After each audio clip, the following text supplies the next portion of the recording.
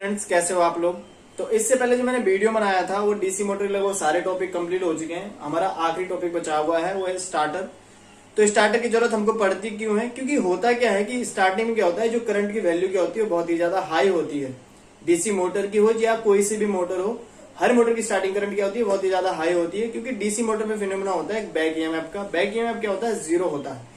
Back EMF क्या करता है, कहीं ना कहीं करंट की वैल्यू क्या करता है, लिमिट करता है। अब देखो करंट की वैल्यू ज्यादा होने से क्या होगा, क्योंकि होता क्या है कि जो आर्मेचर का रेजिस्टेंस होता है उसकी वैल्यू क्या होती है, बहुत ही ज्यादा कम होती है। अब आर्मेचर की वैल्यू अगर आर्मेचर रेजिस्टेंस की वैल्यू अगर बहुत ही ज्यादा कम होगी तो देखो कहीं अगर रेजिस्टेंस वैल्यू कम होती है तो करंट की वैल्यू क्या होती है, ऑटोमेटिकली वहां क्या होगी, हाई होगी। जिससे क्या होता है कि वाइंडिंग जलने का खतरा होता है मशीन में। तो इस चीज को हम दूर करते हैं स्टार्टर के माध्यम से। स्टार्टर क्या होता है, ये क्या करता है, स्टार्टिंग करंट को कंट्रोल करने का कार्य करता है। इस वीडियो के माध्यम से हम समझेंगे कि किस प्रकार से स्टार्टिंग करंट को क्या करता है, कंट्रोल करने का कार्य करता है। तो देखते हैं किस प्रकार से कार्य करेगा। देखो सबसे पहले क्या होगा, हमने यहाँ पे क्या रखा है, ईबी इक्वल टू क्या है, जीरो है। अब देखो ईबी इक्वल टू जीरो क्यों होगा, क्योंकि स्टार्टिंग में क्या होता है, जो ईबी होता है, ईबी इक्वल टू क्या होता है, Z P five N upon 68। ठीक है। अब देखो स्पीड क्या होती है, स्पीड होती है जीरो। देखो स्पीड क्या होती है, जीरो होती है। तो ईबी ऑटोमेटिकली क्या हो जाएगा, जीरो हो जाएगा स्टार्टिंग में। अब देखो जब ईबी जीरो होता है तो हमारा फॉर्मूला क्या हो जाएगा, वी अपॉन आर ए हो जाएगा। देखो यहाँ हमने सबसे पहले शंट मोटर का फॉर्मूला लगाया, V equal to I R A plus EV. यह आपको पहले वीडियो में बताया जा चुका है कि किस प्रकार शंट मोटर का फॉर्मूला निकाल। यहाँ से मैंने आई ए की वैल्यू निकाली है, ईवी जीरो है, हमने ईवी को जीरो कर दिया तो फॉर्मूला क्या हो जाएगा, वी अपॉन आर ए हो जाता है। अब देखो यहाँ हमने वोल्टेज की वैल्यू कितनी रखी है, 200 रखी है, और आर ए की वैल्यू कितनी है, 0.1 है। तो यहाँ पे जो हमारी करंट आ जाएगी वो कितनी आ जाएगी, 2000 एम्पियर आ जाएगी। जो कहीं ना कहीं हमारी करंट क्या हो चुकी है, बहुत ही ज्यादा हो चुकी है। स्टार्टिंग में 2000 एम्पियर बहुत ही ज्यादा होती है, इतना हमारी मशीन टॉलरेट नहीं कर सकती है। तो इससे क्या हो जाएगा, हमारी मोटर जल जाएगी। अब इसे कंट्रोल करने के लिए हम क्या करते हैं, उसके आर्मेचर की सीरीज में क्या लगाया जाता है, एडिशनल रेजिस्टेंस। मतलब एक रेजिस्टेंस ऐड किया जाता है जो क्या करेगा, इस करंट की वैल्यू को क्या करेगा, कंट्रोल करने का कार्य करेगा। अब देखेंगे कैसे, हम एक डायग्राम के माध्यम से समझेंगे उस चीज को। ठीक है, आप इस डायग्राम को समझो तो स्टार्टर आपके समझ में ऑटोमेटिकली आ जाएगा। ठीक है, ये हमने इस प्रकार से फील्ड, ये हमारा फील्ड है। ठीक है, अब देखो यहां हमने फील्ड को कनेक्ट किया है इस प्रकार से। अब देखो ये स्टार्टर है हमारा। ठीक है, और ये हमारा आर्मेचर कहीं ना कहीं इसके साथ कनेक्टेड है।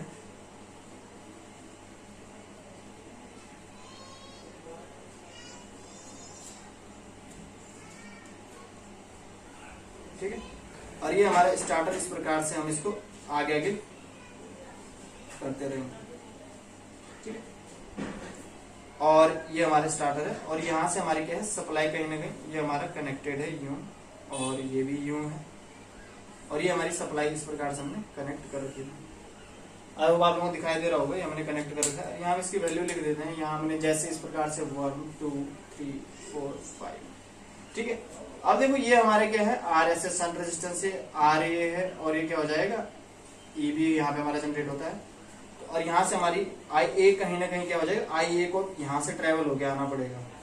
ठीक है, ये हमारी आई एस एच है, शंट की करंट। ठीक है, और ये हमारा वी सप्लाई है। अब देखो यहाँ से क्या फर्क पड़ेगा, क्योंकि अभी तक हमारा क्या था, मैंने कहा था कि ईवी की वैल्यू, ईवी अभी जीरो है। अब देखो आई ए के लिए क्या होता है, फॉर्मूला हमने एक एडिशनल रेजिस्टेंस लगाया, आर ए के सीरीज में क्या लगाया, आर एस को लगाया। ये आर ए है, ये आर एस है, ये हमने इसके सीरीज में कनेक्ट किया है। तो वी इक्वल टू क्या हो जाएगा, R A plus R S H. तो कहीं ना कहीं इसकी वैल्यू क्या होती है, बढ़ रही है। अब देखो जब ये वैल्यू बढ़ेगी तो ऑटोमेटिकली, अगर ये बढ़ेगा, अगर हम इन दोनों का एडिशन ले लेते हैं, मतलब अगर हम मान लेते हैं इनकी वैल्यू 100 हो रही है टोटल, एग्जाम्पल है, पहले हमारी कितना था, 200, हमारे निकलते पहली करंट कितनी आई थी, 2000 एम्पियर आई थी हमारी आई इक्वल टू।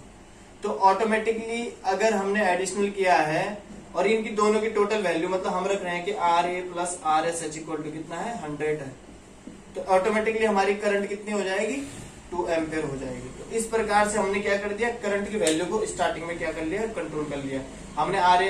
क्योंकि हमने आर एस एच तो हमारा वेरिएबल है, तो इन दोनों का एडिशन माना 0.1 है और इसकी वैल्यू 99.9 है। अगर हम इसकी 0.1 रखते हैं, इसकी कितनी हो जाती है 99.9 हो जाती है, तो एक्चुअल कितना हो जाएगा 100 हो जाएगा। ठीक है, क्योंकि हमारा आर्मेचर रेजिस्टेंस होता है बहुत ही ज्यादा कम होता है। अब इससे क्या हो जाएगी, करंट की वैल्यू लिमिट में आ चुकी है। तो सबसे पहले हम क्या करेंगे, मैक्सिमम रखते हैं। आरएसएच की वैल्यू क्या रखी जाती है, मैक्सिमम रखी जाती है। ठीक है, ये आईएसएच है। अब देखो ये आरएसएच की वैल्यू यहाँ क्या होगी, यहाँ होगी मैक्सिमम। इस पॉइंट पे क्या होगी, मैक्सिमम होती है। इस पॉइंट पे क्या होगी, मिनिमम होगी। अब जैसे जैसे हम मैक्सिमम से धीरे धीरे इसकी वैल्यू को कम करते रहेंगे रेजिस्टेंस की, वैसे वैसे करंट की वैल्यू क्या हो जाएगी, बढ़ना शुरू हो जाएगी। अब देखो जब हम इस पॉइंट पे ला देंगे तो यहाँ पे क्या हो जाएगा, हमारा सीधा ही आर्मेचर के सप्लाई से कनेक्ट हो जाएगा। लेकिन ये कब करेंगे, जब हमारी मोटर लगभग अपनी स्पीड का लगभग 20 से 70 से 80% जो स्पीड है वो गेन कर ले। जो मोटर है वो कितनी 70 से 80% स्पीड को क्या कर लेती है, जब गेन कर लेती है तब जाके हम क्या करेंगे, पूरी तरह से उसे सप्लाई से कनेक्ट करेंगे। ठीक है, वो ऑटोमेटिकली हो जाता है, क्योंकि मोटर को स्टार्ट होने में नैनो सेकंड का ही टाइम लगता है। तो उस टाइम के लिए हमको मोटर को बचाना होता है। तो उसके लिए किसका, एक हैवी रेजिस्टेंस हम सीरीज में कनेक्ट करते हैं, किसका, आर्मेचर के। अब देखो इस चीज को हम यहां से भी समझेंगे, ये आप लोगों को समझ आएगा। जैसे जैसे हम इसकी वैल्यू को बढ़ाते कम करते रहेंगे रेजिस्टेंस की, अब वैसे वैसे क्या होता रहेगा, करंट की वैल्यू बढ़ती रहेगी। लेकिन स्टार्टिंग में क्या रखी जाएगी, रेजिस्टेंस की वैल्यू, मतलब स्टार्टर क्या होता है, एक रेजिस्टेंस होता है जिसकी वैल्यू स्टार्टिंग में रखी जाती है, हाई रखी जाती है। अब हम इस डायग्राम के माध्यम से इसको समझते हैं, आपकी समझ में आ गया होगा। ठीक है, अब देखो सबसे पहले क्या होता है कि ये हमारा क्या हैंडल है, इसको हम स्टार्टिंग आर्म कहते हैं। अब देखो जो स्टार्टिंग आर्म होता है इसका काम क्या होता है, स्टार्टिंग आर्म क्या करें, जैसे जैसे हम इस स्टार्टिंग आर्म को ऊपर की ओर लाएंगे, इस प्रकार से हमने इसको ऊपर की ओर लाया है। अब जैसे हमारी स्टार्टिंग आर्म इधर को आना शुरू हो जाएगी, तो उससे क्या होगा कि स्टार्टिंग आर्म हमने इधर को लाई। अब देखो मैंने कहा था कि फील्ड क्या रहता है, कनेक्टेड रहता है पहले से, जो आपको डायग्राम में दिखाई दे रहा होगा। जो हमने डायग्राम बनाया था इस प्रकार से, ये हमारा क्या था, फील्ड था। तो फील्ड को क्या किया जाता है, सप्लाई से कनेक्ट रखा जाता है। और जो आर्मेचर है उसके ही सीरीज में क्या करते हैं, हैवी रेजिस्टेंस ऐड अप करते हैं। ये हमने इस प्रकार से, अब देखो इसको हम डायरेक्ट ही सप्लाई से कनेक्ट रखते हैं। ये सिर्फ किसके लगता है, ये सिर्फ आर्मेचर के लगता है, क्योंकि आर्मेचर का रेजिस्टेंस ही कम होता है। जो शंट फील्ड का रेजिस्टेंस होता है ऑटोमेटिकली पहले से ही क्या होता है, ज्यादा होता है। तो उसके लिए हमको कोई एडिशनल की जरूरत नहीं पड़ती है, क्योंकि वहां हम लिमिट कर सकते हैं उस चीज को। लेकिन यहाँ पे नहीं किया जा सकता है। तो यहाँ पे करने के लिए हम क्या करेंगे, जो आपको दिखाई दे रहा होगा, यहाँ पे हम क्या करते हैं, इसको डायरेक्ट ही कनेक्ट रखा जाता है। अब देखो ये हमारा फील्ड है, जो आप लोगों को दिखाई दे रहा होगा, फील्ड ये नो वोल्ट कॉइल के थ्रू कनेक्टेड है। तो फील्ड को हम डायरेक्ट सप्लाई से क्या करते हैं, कनेक्ट करके रखते हैं। अब ये क्या होगा, देखो फील्ड का कार्य क्या होता है, फील्ड का कार्य होता है नो वोल्ट कॉइल को क्या करना, एक्साइट करके रखना। अब देखो जो फील्ड के लिए जो सप्लाई जाएगा, नो वोल्ट कॉइल होकर जाएगी, यहां से जाएगी और यहां से फील्ड में जाएगी। ठीक है, आपको दिखाई दे रहा हो। इससे क्या हो जाएगी, कॉइल एक्साइट रहती है, क्योंकि ये एक इलेक्ट्रोमैग्नेट है। अब देखो जो नो वोल्ट कॉइल होती है, एक्चुअल जो नो वोल्ट कॉइल होती है हमारी, ये क्या होती है, इसकी फुल फॉर्म क्या होती है, नो वोल्ट कॉइल। ठीक है, अब ये किससे बनाई जाती है, ये बनाई जाती है पतले तारों से बनी होती है। ठीक है, पतले तारों से बनाई जाती है, और टर्नों की संख्या क्या होती है, ज्यादा होती है। टर्नों की संख्या क्या होती है, अधिक होती है। टर्नों की संख्या अधिक होती है। टर्नों की संख्या क्या होती है, अधिक होती है।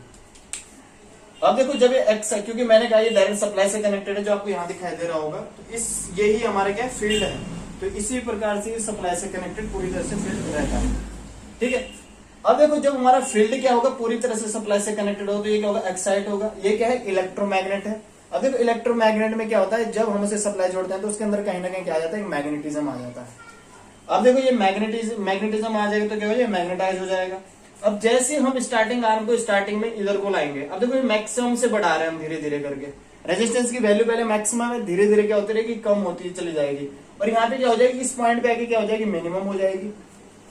अब जैसे हम, तो इतना टाइम मिल जाएगा हमारी मोटर को स्टार्ट होने के लिए, क्योंकि मैंने कहा था कि जैसे हम रेजिस्टेंस की वैल्यू को मैक्सिमम से क्या करेंगे, कम करेंगे, वही चीज यहाँ पे क्या मैक्सिमम से क्या कर रहे हैं, वैल्यू को कम कर रहे हैं। तो जैसे हम यहाँ पे कनेक्ट करेंगे तो ये पहले से क्या हो रखा है, एक्साइट हो रखी है, कॉइल क्या हो रखी है, एक्साइट हो रखी है। तो ये क्या कर लेगी, ये जो आयरन पीस है, क्योंकि ये भी एक मैग्नेटिक मटेरियल होता है आयरन पीस, तो इसे क्या कर लेते हैं, अट्रैक्ट करके अपने साथ कनेक्ट कर लेती है। ठीक है, अब जैसे ये इसके साथ कनेक्ट हो जाएगा, अब देखो जो ये कनेक्ट हो चुका है, अब जैसे इसके साथ क्या हो जाएगा, ये कनेक्ट हो जाएगा। देखो ये जो काम होता है ये सब में क्या होता है, एक जैसा ही होता है। हर एक जो हमारा पॉइंटर होता है, जो हमारा मतलब जो जितने हम स्टार्टर प्रयोग करते हैं, 2 पॉइंटर हो गया, 3 पॉइंटर हो गया, 4 पॉइंटर होता है, जितने हमारे स्टार्टर होते हैं इन सब में ही नो बोल्ट कॉइल और ओवरलोड कॉइल का प्रयोग किया जाता है। तो आज हम जो पढ़ रहे हैं वो है 3 पॉइंट स्टार्टर, ठीक है। अब इसके बाद जो हम पढ़ेंगे वो होगा 4 पॉइंट स्टार्टर। लास्ट में हम पढ़ेंगे जो सीरीज के लिए यूज किया जाता है वो कौन सा होता है, 2 पॉइंट स्टार्टर होता है। तो देखो यहाँ पे क्या हो रहा है, ये हमने यहाँ पे कनेक्टेड रखा है यूं इस प्रकार से, ठीक है।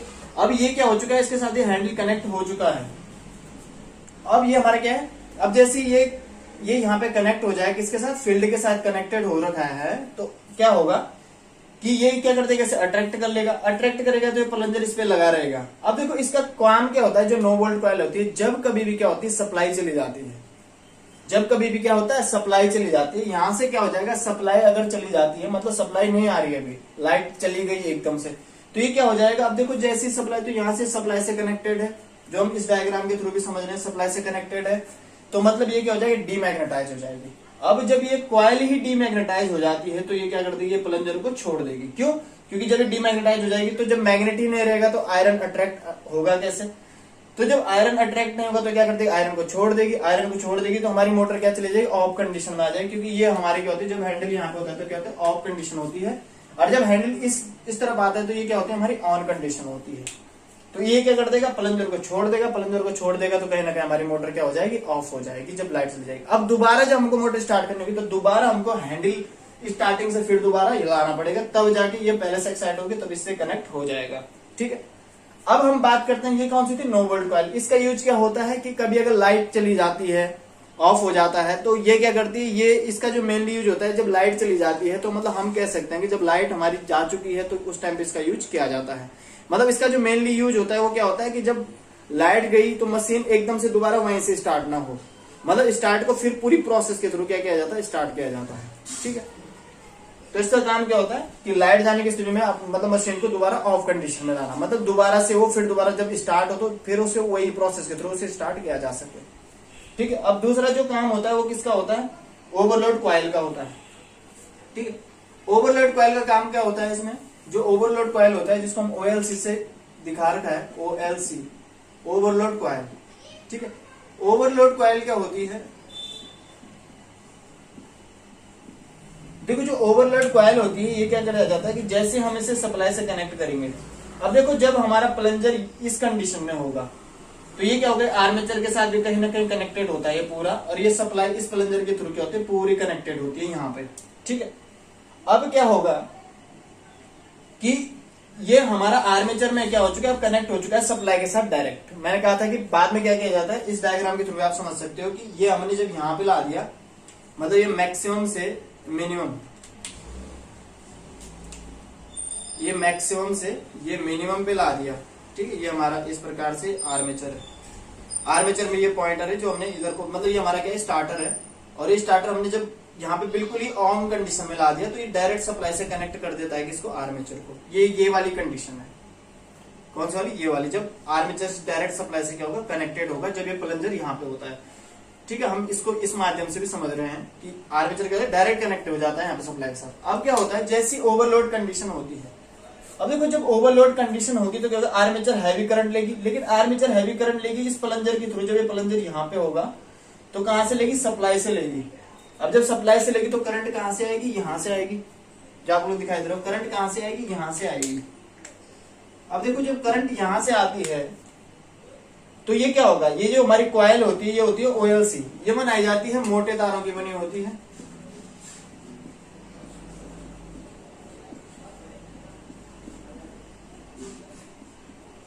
मोटे तारों की बनी होती है, और टर्नों की संख्या क्या होती है, टर्नों की संख्या कम होती है, ठीक है। टर्नों की संख्या क्या होती है, कम होती है, मोटे तारों से बनाई जाती है, और टर्नों की संख्या क्या होती है, कम होती है, जो हमारी क्या होती है, ओवरलोड कॉइल होती है, ठीक है। अब टर्नों की संख्या कम होगी तो इससे क्या फर्क पड़ेगा कि देखो होगा क्या कि जैसे यहां से करंट जाएगी तो करंट कहां से थ्रू जाएगी, किसके थ्रू जा रही है, OLC के होकर जा रही है, OLC के थ्रू होकर जा रही है। अब देखो जब मशीन हाई करंट लेगी तो करंट कहां से लेगी, सप्लाई से लेगी। अब देखो जैसी सप्लाई से हाई करंट लेगी तो ये OLC भी क्या है, इलेक्ट्रोमैग्नेट है, ये क्या हो जाएगा, मैग्नेटाइज हो जाएगा। अब ये मैग्नेटाइज हो जाएगा तो ये जो हमारा ट्रिपिंग प्लंजर है यहाँ पे जो आप लोगों को दिखाई दे रहा होगा, ये क्या बोला जाता है, इसे बोला जाता है ट्रिपिंग प्लंजर। ये क्या होता है, कंडक्टिंग मटेरियल होता है, अब जैसी ये पॉइंट पे क्या हो जाएगा, इस पॉइंट पे क्या हो जाता है, ट्रिपिंग प्लंजर क्या करेगा, जैसे ये ऊपर की ओर जाएगा यहाँ पे, ठीक है, जैसे ही ऊपर की ओर जाएगा ये क्या हो जाएगा, इसको शॉर्ट कर देगा। अब देखो लोड यहाँ पे बड़ा मशीन पे, करंट इसके थ्रू आ रही है, इस पॉइंटर के थ्रू क्या आ रही है, इधर को आनी शुरू हो रही है पूरी। तो करंट जब यहां से पूरी आएगी तो ये क्या होगा, ये इसका मैग्नेटिज्म बढ़ेगा, मैग्नेटिज्म बढ़ेगा तो ये ट्रिपिंग प्लंजर को क्या करेगा, अट्रैक्ट करेगा। ट्रिपिंग प्लंजर अट्रैक्ट होगा तो क्या कर देगा, ये इसे शॉर्ट कर देगा इन दोनों। अब देखो जब ये शॉर्ट होगा तो ये क्या हो जाएगी, ये कॉइल हमारी क्या हो जाएगी, डीमैग्नेटाइज हो जाएगी, क्योंकि इसमें करंट ही अपोजिट डायरेक्शन में आ जाएगी। तो ये क्या हो जाएगा, मतलब उसी में सर्कुलेट करेगी, जिससे क्या हो जाएगा, वो डीमैग्नेटाइज हो जाएगा। अब जब डीमैग्नेटाइज हो जाएगा तो ये प्लंजर को फिर छोड़ देगा। तो इस प्रकार से हम ओवरलोड कॉइल से हम ओवरलोड की प्रोटेक्शन करते हैं, नो वोल्ट से हम करते हैं। कभी अगर लाइट वगैरह चली जाती है तो इस प्रकार से हम प्रयोग कर सकते हैं। तो हम करते क्यों है प्रयोग, हम इसलिए प्रयोग किया जाता है, स्टार्टिंग में करंट क्या होती है, बहुत ही ज्यादा हाई होती है, तो उस चीज को कंट्रोल करने के लिए हम क्या करते हैं, स्टार्टर का प्रयोग किया जाता है। जो मोटर में जो करंट होती है वो लगभग कितनी होती है, 5 से 7 गुना ज्यादा होती है स्टार्टिंग में, जो मैं आपको बता चुका हूं कैसे कैसे होती है। जब आर्मेचर के सीरीज में एक रेजिस्टेंस लगाया जाता है तो करंट की वैल्यू को क्या करता है, कंट्रोल करने का कार्य करेगा, जिससे क्या होगा कि हमारी करंट की वैल्यू क्या होगी, कंट्रोल होगी। तो आई होप आप लोगों को समझ में आ चुका होगा। अगर आप लोगों को कोई डाउट होता है तो आप कमेंट बॉक्स में बता सकते हो। धन्यवाद। और चैनल को सब्सक्राइब जरूर करें और शेयर लाइक कमेंट ज्यादा से ज्यादा करें, जिससे हमको एक मोटिवेशन मिले। मैं आप लोगों को अच्छे से अच्छी वीडियो बनाने की मेरी कोशिश रहेगी। धन्यवाद।